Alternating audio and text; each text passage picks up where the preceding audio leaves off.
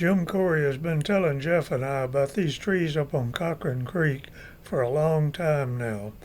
The other day we finally got around to meeting up with him, and he took us up there and showed us what he's been talking about.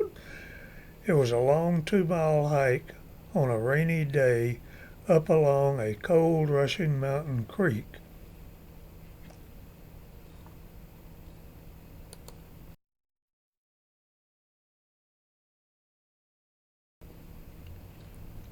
After a long hard hike through the rain, up the creek, through the mud, over hill, downhill, uphill, downhill, over the creek, we finally crossed the creek and arrived at the big trees.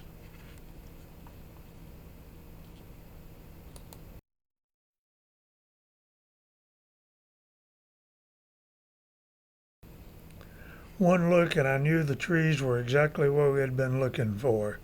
Jim had not been lying to us. They were big. We had only been there a minute or two before Jim had his line flaked out and was throwing up into the tree. A hand throw to a setting at 75 feet, and we were on the way.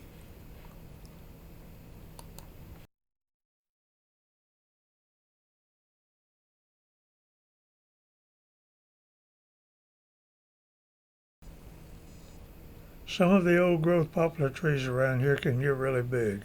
Normally a tulip poplar will have a straight trunk going way high before branching out into limbs.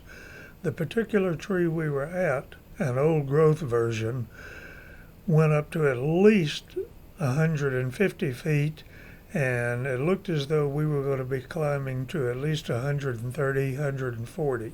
Our first lead setting was at 75 feet.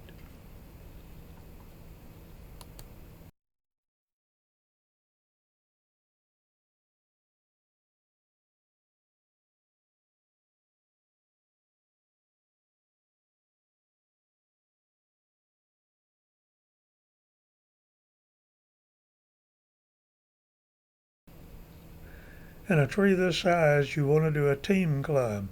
As soon as I was up, I got Jim coming up behind me, and then Jeff coming up behind Jim, with all of us making settings for each other and working our way on up to the top. We finally topped out at right at 135 feet. A very nice climb, big tree, and we will definitely be coming back up here again. There are more trees.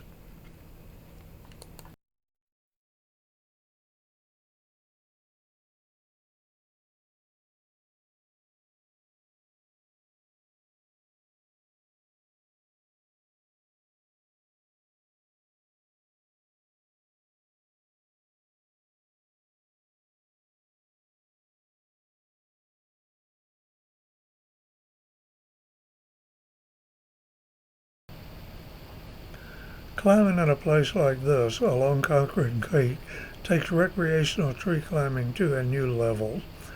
Not only are you climbing a tree, but you're climbing a really big tree.